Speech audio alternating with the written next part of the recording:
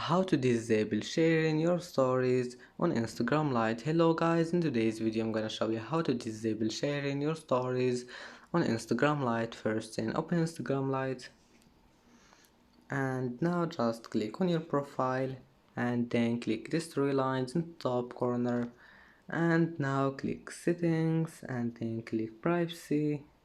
Now just click story and scroll down until you find this one, allow sharing your stories.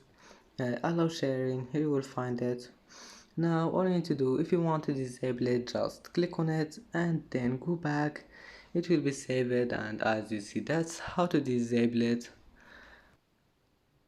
And that's it for today's video. Don't forget like and don't forget subscribe, and thank you for watching this video until the end, and see you in the next video.